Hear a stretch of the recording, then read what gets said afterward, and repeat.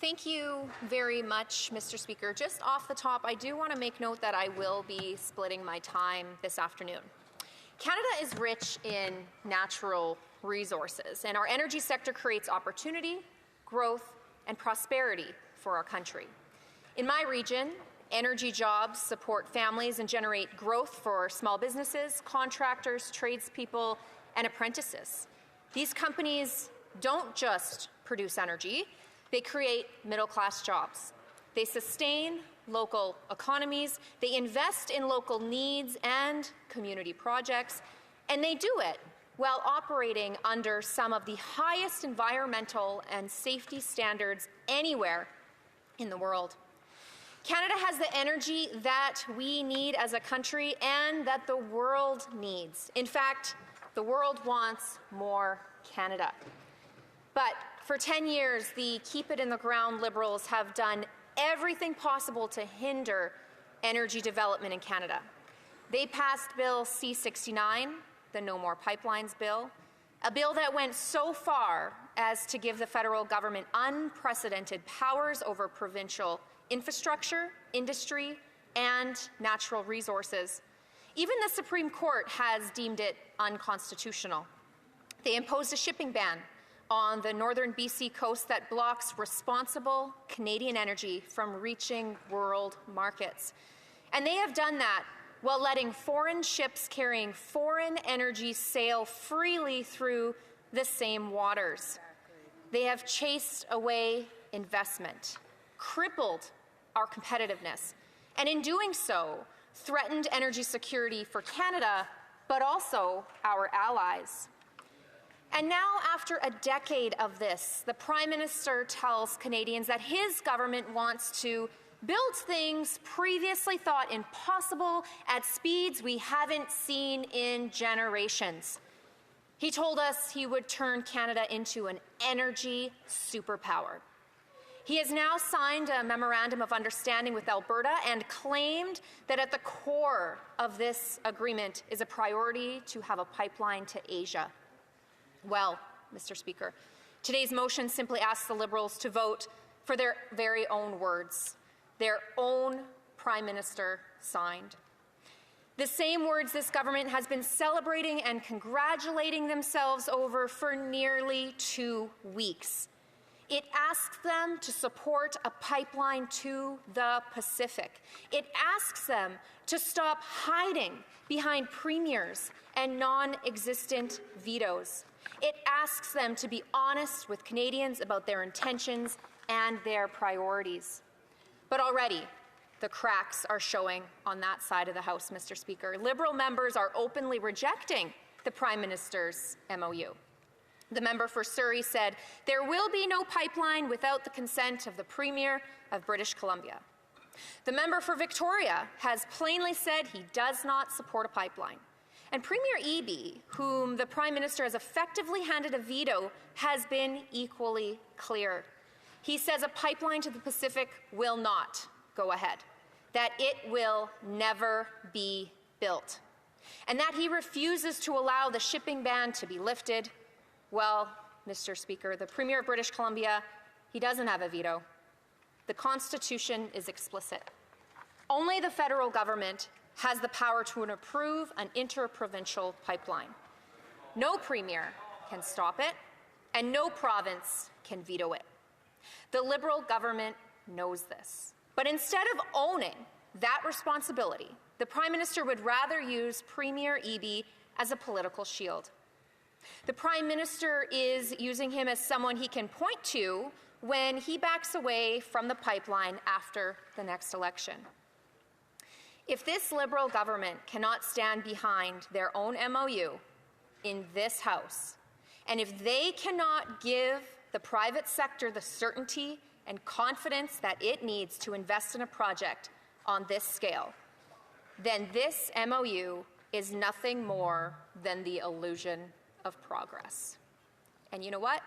It's not real progress, Mr. Speaker. And shamefully, the Liberals have already announced that they will not support today's motion.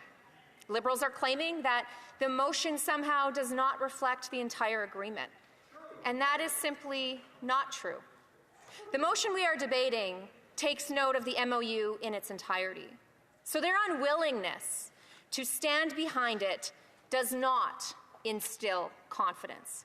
And let's not forget that the fact that this MOU does not even promise a pipeline. It does not start construction. It does not commit a single meter of pipe to being laid. All it says is that 7 months from now, a proposal might be sent to the federal office for 2 more years of study. And this Liberal government is so divided that it cannot even unite behind such a limited proposal. After 8 months of promises of building at unimaginable speed, Canadians have seen nothing but paper shuffling, rebranded offices, and more press conferences. Exactly. The Liberal member for Vancouver Granville's comments are quite telling. He called this pipeline a theoretical conversation right now. So where do we stand today? There is no route, no proponent, no approval process, and as we are seeing, absolutely no commitment from the Liberal caucus. Mr. Speaker, Canadians cannot afford another Liberal pipe dream. And after 10 years of failed and damaging policies, Canadians cannot afford this Liberal government. The Prime Minister's delays, taxes, and regulatory roadblocks have continued to drive investment out of this country. Since he took office, nearly 50,000 more Canadians are unemployed, and nearly $50 billion of investment has fled the country. And as the CEO of TC Energy said, the United States continues to be more attractive for investment than Canada. It is not that energy development and prosperity is not possible here in Canada. It is possible. But the Prime Minister needs to do just one thing for a pipeline to happen, and that is to get out of the way. Get out of the way by repealing the industrial carbon tax that drives production out of Canada. Get out of the way by repealing the anti-development laws like C-69 and the shipping ban. Get out of the way by granting a permit for a pipeline to the Pacific and unlocking the trillions of dollars of private investment that would be ready to build it. Energy CEOs have publicly called on the Prime Minister to cut red tape, reduce timeline approvals, and grow energy production. The current trade and global uncertainty is all the more reason to ensure that we are doing what we can in Canada to spur economic growth that is within our control. Getting this Liberal government out of the way will boost Canadian paychecks. It will strengthen the Canadian dollar. And that in turn will make energy, food, and homes more affordable. And it will strengthen our self-reliance, security, and sovereignty. It is time to do that. Canadians need real action, not press releases, not the paper pushing, and not theoretical pipelines. No more delays and no more deflections. It is time for the Liberal government to stop talking out of both sides of their mouth, to stop blocking Canada's energy potential, to unlock the trillions of dollars of private sector energy investment, to build profitable pipelines, and to enable the shipment of million barrels of oil to Asia. Canadians are watching today, Mr. Speaker. And you know who else is watching? Investors. So let us be clear. If Liberals vote against this motion, they are voting against their own commitments. Exactly. They are voting against the agreement that the Liberal Prime Minister signed and celebrated with the Alberta Premier. Yep. And they are making it once again clear that they cannot be taken for their word. Thank you. And comments, questions et commentaires. L'honorable député de Madawaska-Restigouche. Merci, Monsieur le Président. Thank you, Mr. Speaker. The motion has a lot of things missing from it. It doesn't talk about the industrial carbon tax. And so I think those omissions are an indication that the opposition is just playing games here. I think it's unfortunate. And the leader of the official opposition was unable to negotiate this kind of a deal. So my question is, I'm not talking about the motion that cuts out a lot of bits of the deal. I'm talking about the deal itself. Does my colleague support that deal? Yes or no? Member for Battleford, Lloydminster, Meadow Lake. Thank you very much, Mr. Speaker, through you to that colleague for that question. As I said in my remarks, we are voting on what the Prime Minister has signed, that he agreed to, that he came up with along with the Premier of Alberta. So if the Liberals stand in this place today and vote against their leader, their Prime Minister's MOU, this just means, once again, we cannot trust what the Liberals say because they will just do the opposite. Questions et commentaires. Questions and comments? The Honourable Member for La Pointe de l'Île. Thank you, Mr. Speaker. With the framework agreement with Alberta, the Liberals are abandoning the fight against climate change, and they're trying to take voters away from the Conservatives. The Conservatives are upping the ante with this motion today. What does my colleague think about this new approach from the Liberals and about them stealing Conservative support this way? The Honourable Member for... Speaker, and thank you again through you to my colleague for that question. The Liberals are all about stealing Conservative ideas. I mean, when I look at my own private member's bill that the Liberals stole a couple years ago and said they were going to implement, I had the minister at committee asked her about it. She had no idea. They had no intention of implementing my private member's bill to give adoptive families equitable access to parental leave. They had no desire to do that. This is just like all of their campaign promises. They will say whatever they need to say in order to get the vote, and then when it comes time, when the rubber hits the road and they have to be principled and take a decision, we know they will do the opposite. That's right. Questions and comments. The Honourable Member for Souris, Moose Mountain. I'd like to thank my honourable colleague for that great speech, and I know she comes from oil country and in the northwest part of Saskatchewan, and I'm from the southeast where we also have a lot of oil, and their area's heavy in the SAGD and mine's in more conventional.